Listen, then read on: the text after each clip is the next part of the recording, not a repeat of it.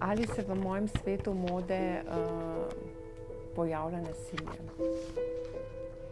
Tista leta, ko sem bila v Milanu, se spomnim, to je bilo več kot 15 let nazaj, so punce bile kar prestrašene in širile te govorice, kako so jih eni agenti, kakor so se predstavljali za agente, novačili k njim domov in v bistvu tudi spolne zlorabe so bile takrat zelo odmevne v medijih. Sama tega nisem doživela, niti ene slabe izkušnje. Na kaj morajo biti pozorne punce, ki želijo postati manekenke? Za tisto neko željo po slavi, po uspehu, bom rekla, mlade naivne punce marsikaj bi naredile, ne, kar se lahko tudi slabo konča. Zato je treba biti posebej v modnem svetu zelo previden.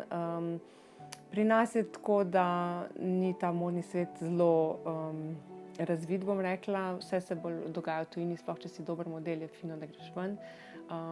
Tam se pa lahko, zunaj meja je, ne, vse tako bolj nevarno, se nam zdi včasih, pa marsikaj se lahko zgodi.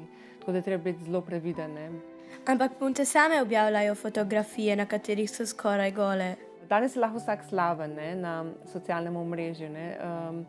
Te velike zvezde so prve začele na ta način se promovirati, to spodbujati, se mi zdi, in seveda njihovi sledilci jim sledijo, ne. Se pravi, če pa ona, se mi zdi, da je to tudi le pomanjkanje samozavesti, ker če si ti zadovoljen sam s sabo, s tem, kar si, s svojim izgledom, ne potrebuješ takšne pozornosti, ne.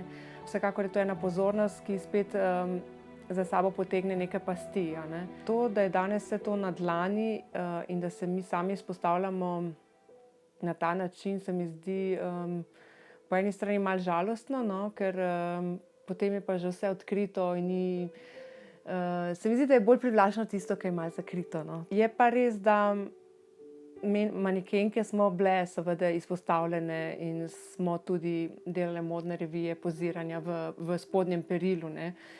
In če jaz pogledam iz sebe, iz svojega stališča, se mi to ni zdelo nič nenavadnega, ne.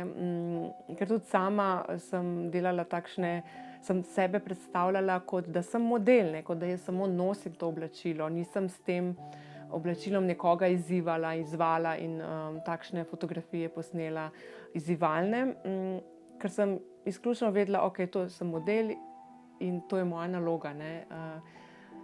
Nočem pa nič več, a ne.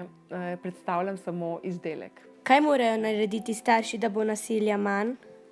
Vloga odraslih pri preprečevanju nasilja je ključna, ne. Kakor vemo, če to, kar bo oče počel, bo tudi morda sin počel, ne. Če se bo oče, ne vem, napil vsak teden in bo prišel domov in bo nasilen doma, bo mislil nekdo, da je to normalno, ne. In če se to ne ustavi na pravilen način, včasih tudi s pomočjo strokovnjakov, lahko ima velike posledice za otroka in seveda za celo družino, ne. Zakaj je treba reči ne nasilju? Absolutno je treba reči ne nasilju.